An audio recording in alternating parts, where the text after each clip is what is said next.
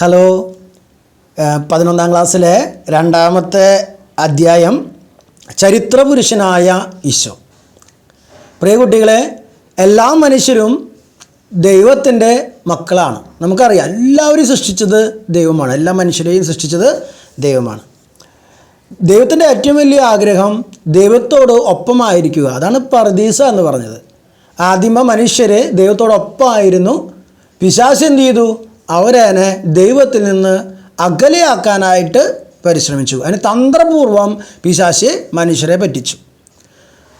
നമുക്കറിയാം, ഇസ്രായേൽ ജനം പലപ്പോഴും ദൈവത്തോടൊപ്പമായിരുന്നു. പക്ഷേ അവർ കാളക്കുട്ടീനെ ആരാധിച്ചു. അതുപോലെ തന്നെ മറ്റ് ദൈവങ്ങൾക്ക് പിന്നാലെ പോയി ദൈവത്തിൽ നിന്ന് അകന്നുപോയി. അപ്പോൾ മനുഷ്യൻ എപ്പോഴും മറ്റ് ഫിലോസഫികൾ, നമ്മൾ 1-ാം പാഠത്തിൽ കണ്ട പല ഫിലോസഫികൾ, കാറ്റിൻ്റെ പുറകെ, കടലിൻ്റെ പുറകെ അത് ദൈവമാണെന്ന് വിചാരിക്കുന്നു, മലയെ ദൈവമാണെന്ന് വിചാരിക്കുന്നു, മനുഷ്യരെ ദൈവമാണെന്ന് വിചാരിക്കുന്നു, ശക്തരായ മനുഷ്യരെ, രാജാക്കന്മാരെ ദൈവങ്ങളാണെന്ന് വിശ്വസിക്കുന്നു. അതുപോലെ കാളക്കുട്ടിയെ ഉണ്ടാക്കുന്നു. ഫിലോസഫിക്കലായിട്ടുള്ള ഒരുപാട് തിയറികൾ നമ്മൾ കണ്ടു. അതൊക്കെ ദൈവങ്ങളായിട്ട് വയ്ക്കുമ്പോൾ ദൈവം പറയാണ്, ദൈവപുത്രനായ ഈശോ പറയാണ്, ഞാൻ മാത്രമാണ് വഴി, സത്യത്തിലുള്ള വഴി ഞാൻ മാത്രമാണ്, എന്നിലൂടെ പോകുന്നവർക്ക് മാത്രമേ നിത്യജീവൻ ലഭിക്കുകയുള്ളൂ. അപ്പോൾ നമ്മൾ പറഞ്ഞു, ഒരു വഴിയുണ്ട്, ആ വഴി ഈശോയാണ്, അത് സ്വർഗത്തിലേക്കുള്ള വഴിയാണ്. ബാക്കി ആരും സ്വർഗത്തിലേക്കുള്ള വഴി, യഥാർത്ഥ സ്വർഗത്തിലേക്കുള്ള വഴി കാണിച്ചു തരുന്നില്ല. പ്രിയ കുട്ടികളെ, പിശാച് എപ്പോഴും ചെയ്തുകൊണ്ടിരിക്കുന്നത് ഈശോയാകുന്ന വഴിയുടെ അപ്പുറത്തും ഇപ്പുറത്തുമൊക്കെ സമാന്തരമായിട്ട് വേറെ വഴികൾ ഉണ്ടാക്കി വെക്കുകയാണ്. ആ ഉണ്ടാക്കിയിട്ട് എന്ത് ചെയ്ത് വെക്കുകയാണ്? ആ വഴികളിലൂടെ സഞ്ചരിക്കുന്നവർ ഒരിക്കലും സ്വർഗത്തിലേക്ക് എത്തില്ല. അപ്പോൾ അങ്ങനെ സ്വർഗത്തിലേക്ക് എത്താതിരിക്കാൻ വേണ്ടി, ഈശോയാകുന്ന വഴിയിലൂടെ സഞ്ചരിക്കാതിരിക്കാൻ വേണ്ടി പിശാച് പല വഴികളും ഉണ്ടാക്കിയിട്ടുണ്ട്. പ്രിയമക്കളെ, എന്നിട്ടും ഈശോയാകുന്ന വഴിയിലൂടെ മനുഷ്യർ സഞ്ചരിച്ച് സ്വർഗത്തിലേക്ക് എത്തുന്നു. വിശുദ്ധരൊക്കെ അങ്ങനെ എത്തിയതാണ്. അങ്ങനെ സഭ ഈ ഈശോയാകുന്ന വഴിയിലൂടെ സ്വർഗത്തിലേക്ക് എത്തിക്കുന്നത് പിശാചിന് തീരെ ഇഷ്ടപ്പെടുന്നില്ല. പിശാച് എന്ത് ചെയ്യുന്നു? പറഞ്ഞു, ഒരു തിയറി ഇറക്കുകയാണ്. നിരീശ്വരവാദ പ്രസ്ഥാനങ്ങളിലൂടെയും ഒക്കെ ഉള്ള ഒരു തിയറിയാണ് ഈശോ ജീവിച്ചിട്ടില്ല എന്ന് ഒരു തിയറി. എന്നിട്ട് കുറേ പേര് അങ്ങനെ വഴിതെറ്റിക്കുകയാണ്. ഈ പിശാചിൻ്റെ ഏറ്റവും വലിയ പരിപാടി വഴിതെറ്റിക്കുകയാണ്. തന്ത്രപൂർവം ചില തെറ്റായ മെസ്സേജുകൾ കൊടുത്ത് വഴിതെറ്റിക്കുകയാണ്. പ്രിയ കുട്ടികളെ, അങ്ങനെ വഴിതെറ്റിക്കുന്ന പിശാച് മനുഷ്യരോട് പറയാണ്, എന്തില്ല? ഈശോ ജീവിച്ചിട്ടില്ല, അതിനെന്താ തെളിവ് എന്ന് ചോദിക്കുകയാണ്. അപ്പോൾ സഭ പറയാണ്, അതിനുള്ള തെളിവുകൾ നമുക്ക് 4 പ്രധാനപ്പെട്ട തെളിവുകൾ സഭ നമുക്ക് പറഞ്ഞു തരുന്നുണ്ട്. അപ്പോൾ നമുക്കതെന്താണെന്നുള്ളത് കേൾക്കാം. ഒന്നാമത്തെ തെളിവ് പ്രത്യേകം ഒന്ന് ശ്രദ്ധിക്കണേ, സുവിശേഷങ്ങൾ തന്നെയാണ്. 4 പ്രധാനപ്പെട്ട ഗ്രന്ഥങ്ങൾ ഈശോ ജീവിച്ചതിൻ്റെയും ആ കാലഘട്ടത്തിൽ ജീവിച്ചതിൻ്റെയും അതുപോലെ അന്നത്തെ വ്യക്തികൾ, പ്രധാനപ്പെട്ട വ്യക്തികൾ ജീവിച്ചതിൻ്റെ ഒക്കെ തെളിവ് സുവിശേഷങ്ങളിലുണ്ട്. മത്തായി, മാർക്കോസ്, ലൂക്ക, യോഹന്നാൻ, ബൈബിളിലെ പ്രധാനപ്പെട്ട സുവിശേഷങ്ങൾ. ഇതിൽ ആ സമയത്തെ കാലഘട്ടത്തിൽ നടന്ന കാര്യങ്ങളൊക്കെ ഈ സുവിശേഷങ്ങളുണ്ട്.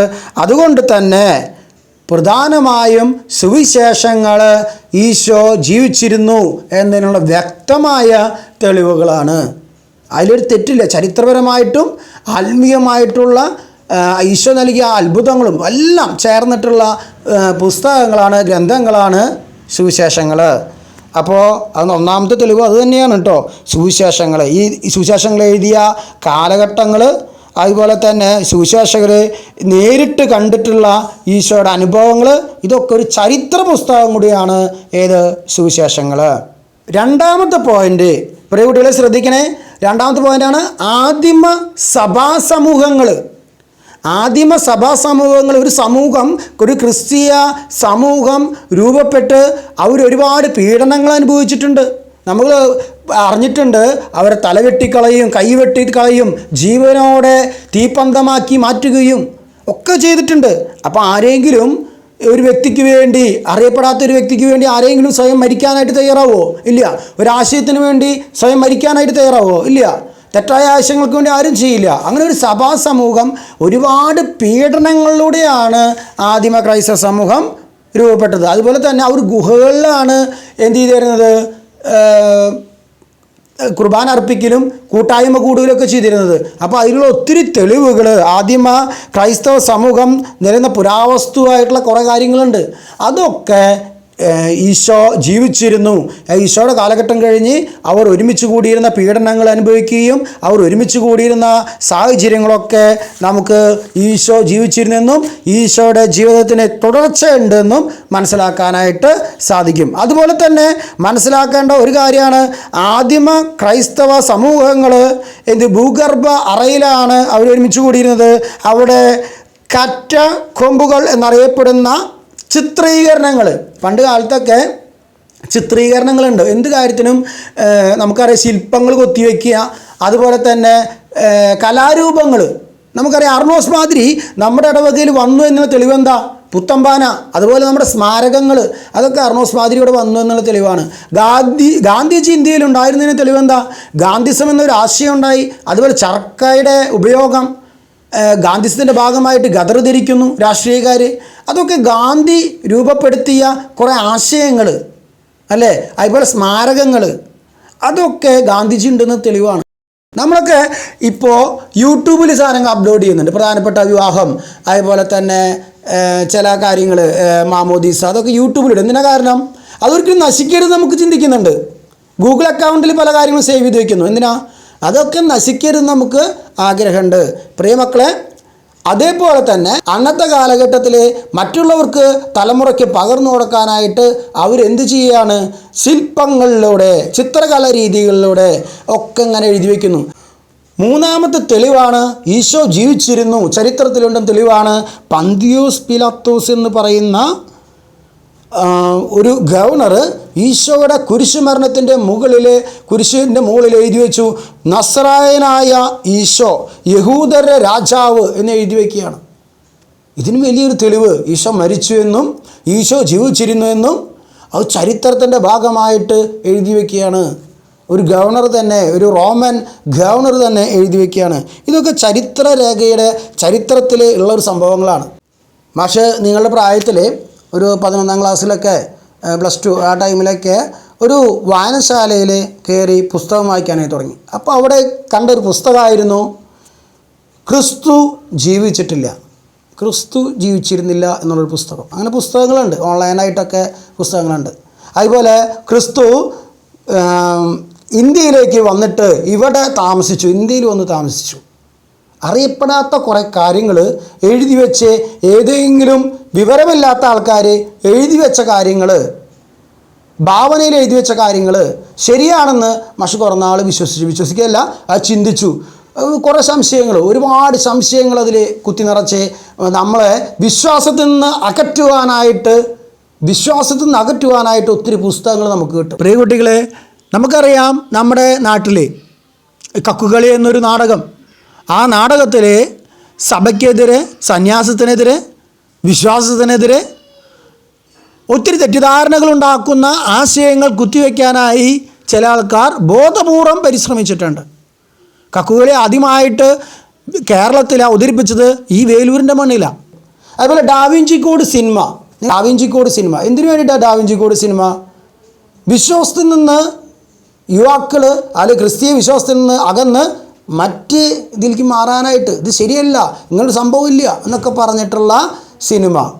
അതുകൊണ്ടാണ് പറയുന്നത്, കുട്ടികളിലേക്ക് നാടകത്തിലൂടെ, പുസ്തകങ്ങളിലൂടെ, സിനിമയിലൂടെ തെറ്റിദ്ധാരണകൾ പരത്തി ഈശോ ഇല്ല എന്നും സഭ ഇല്ല എന്നും സഭ തെറ്റായ സംവിധാനമാണെന്നും സന്യാസം തെറ്റാണെന്നും ഒക്കെ പഠിപ്പിക്കുന്ന ഇത്തരം നാടകങ്ങൾ, പുസ്തകങ്ങൾ, നമുക്കറിയാം കക്കുകളിയൊക്കെ ഒത്തിരി വികലമായിട്ടാണ് സന്യാസത്തെ അവതരിപ്പിച്ചിട്ടുള്ളത്. ഇതിനെതിരെ നമ്മൾ ജാഗ്രതയോടെ ആയിരിക്കണം പ്രിയമക്കൾ. അതുകൊണ്ടാണ് ചരിത്രത്തിൽ ഈശോ ഉണ്ട്, ചരിത്രരേഖയിൽ ഈശോ ഉണ്ട് എന്ന് സഭ നമ്മെ പഠിപ്പിക്കുന്നത്.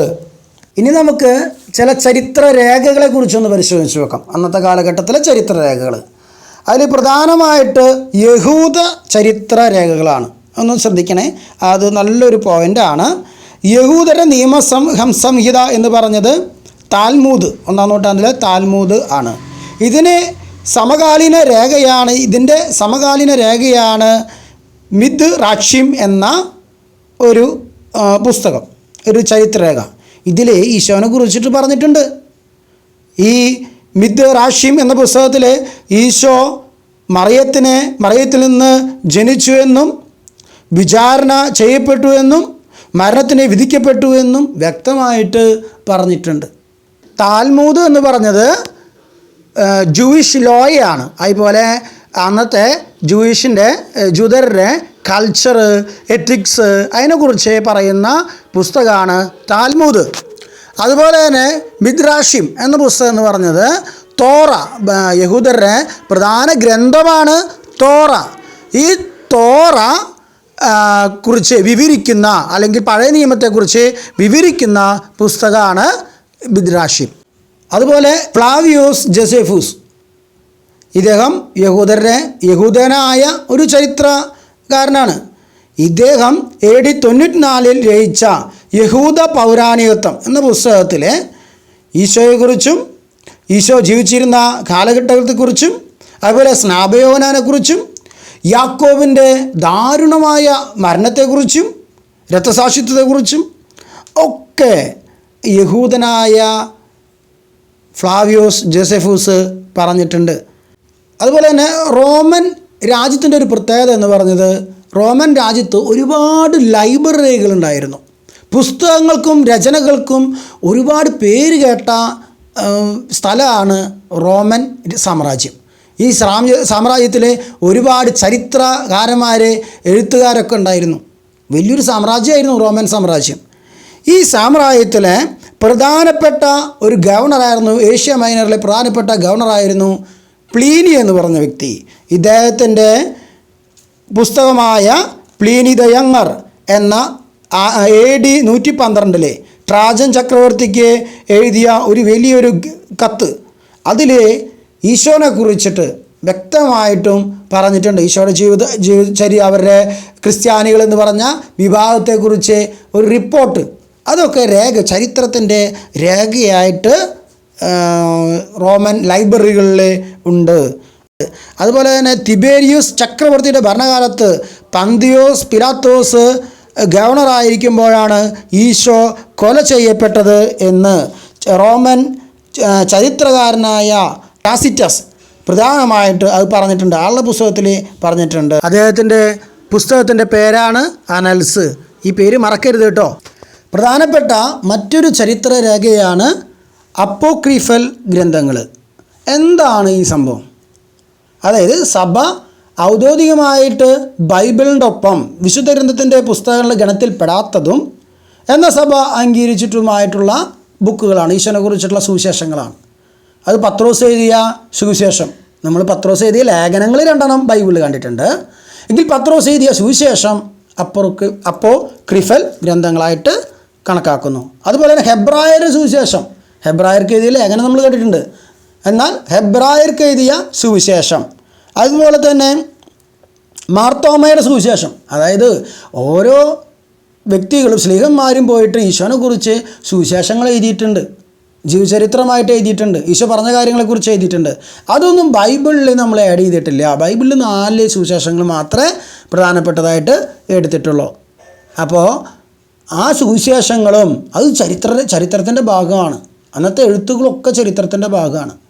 അപ്പോൾ ആ സുവിശേഷങ്ങളൊക്കെ ഈശോ ജീവിച്ചിരുന്നു എന്നുള്ള വ്യക്തമായിട്ടുള്ള തെളിവുകളാണ്. ഇതൊക്കെ മാച്ചഡാണ്, എല്ലാതും പരസ്പരം എല്ലാം മാച്ചിങ് ആണ്. ഒരാളും വേറൊരാൾ എഴുതിയതും വേറെ പറഞ്ഞതൊക്കെ പലപ്പോഴും പൂരകങ്ങളായിട്ട് വരുന്ന കാര്യങ്ങളാണ്. അതുകൊണ്ട് തന്നെ നമുക്ക് ചരിത്രത്തിൻ്റെ ഭാഗമായിട്ട് അത് എടുക്കാവുന്ന പുസ്തകങ്ങളാണ് അപ്പോക്രിഫൽ ഗ്രന്ഥങ്ങൾ എന്ന് പറഞ്ഞത്. 4ാമത്തെ പ്രധാനപ്പെട്ട തെളിവ് എന്ന് പറഞ്ഞത് ഈശോ ജീവിച്ചിരുന്നു എന്നതിന് പറഞ്ഞ സ്ഥലങ്ങൾ ഇന്നുണ്ട്. ഈശോ ജീവിച്ച സ്ഥലങ്ങൾ, ഈശോ യാത്ര ചെയ്ത സ്ഥലങ്ങൾ, ഈ ബൈബിളിലുള്ള ഈ വാക്കുകളൊക്കെ, ഈ സ്ഥലങ്ങളൊക്കെ ഇന്നും ജീവിച്ചു. അതിന് പേരാണ് നമ്മൾ വിശുദ്ധ നാട് എന്ന് പറയുന്നത്.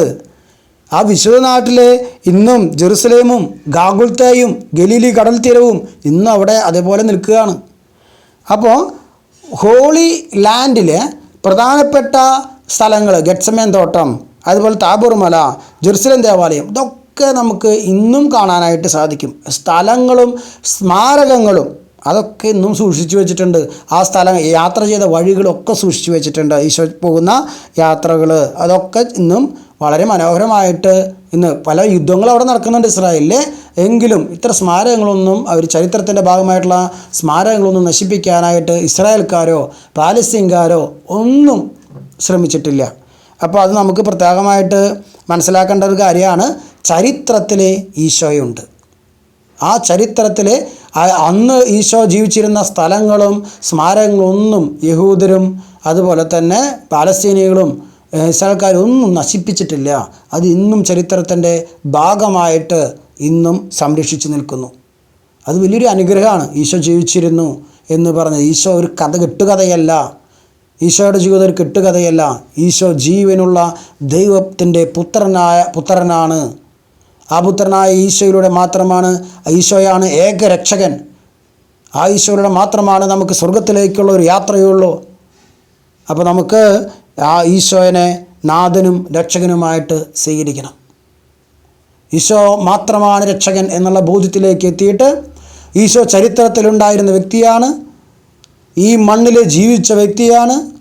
ആ ഈശോ എൻ്റെ രക്ഷയ്ക്ക് വേണ്ടിയിട്ടാണ് ഈശോ മനുഷ്യനായിട്ട് പിറന്നത് എന്നുള്ള വലിയ ബോധ്യത്തിൽ ആയിരുന്നുകൊണ്ട് സ്വർഗം ലക്ഷ്യമായ യാത്രയിൽ ആഴമേറിയ വിശ്വാസം നമുക്കുണ്ടാവണം. വിശ്വാസം ഉണ്ടാവണം. പല കുട്ടികളോടും ചോദിക്കുമ്പോൾ സ്വർഗത്തിലേക്ക് പോകണോ? കുഴപ്പമില്ല. നരകത്തിലേക്ക് പോയോണ്ടോ? അതും കുഴപ്പമില്ല. ഈ നാട്ടിൽ നമ്മൾ ഈ ഭൂമിയിൽ എങ്ങനെ ജീവിക്കണ്ടേ? അടിച്ചു പൊളിച്ച് ജീവിക്കണം മക്കളെ. അതാണ് ഗ്രീക്ക് ദർശനം. ആ ഗ്രീക്ക് ദർശനത്തിൽ പോകാനല്ല ദൈവം നമ്മെ വിളിച്ചിരിക്കുന്നത്. ആ ഗ്രീക്ക് ദർശനത്തിൽ പോകാനല്ല നമ്മൾ മാമോയിസ് സ്വീകരിച്ചത്. മാമോയിസ് സ്വീകരിച്ചത് ക്രിസ്തു ദർശനത്തിലൂടെ. ഈശോ എന്തൊക്കെയാണ് പറയുന്നത്, സഭ എന്തൊക്കെയാണ് പഠിപ്പിക്കുന്നത്, ആ ദർശനത്തിലൂടെ സഭയാകുന്ന വണ്ടിയുടെ ഉള്ളിൽ കയറി സ്വർഗത്തിലേക്ക് ഈശോയാകുന്ന വഴിയിലൂടെ മുന്നോട്ട് പോകുക. അപ്പുറത്തും ഇപ്പുറത്തും കുറേ വഴികളുണ്ട്. തന്ത്രപൂർവം നമ്മെ ചതിക്കുന്ന പിശാചിൻ്റെ ചതിക്കുഴികൾ നമുക്ക് കാണാനായിട്ട് സാധിക്കും. അതിലൊന്നും വീഴാതെ ക്രിസ്തു മാർഗത്തിലൂടെ മുന്നോട്ട് പോയി നമുക്ക് യേശുവാകുന്ന നിത്യജീവനിലേക്ക്, സ്വർഗമാകുന്ന നിത്യജീവനിലേക്ക് എത്തുവാനായിട്ട് പരിശ്രമിക്കണം. ദൈവം നമ്മെ ഓരോരുത്തരെയും അനുഗ്രഹിക്കട്ടെ.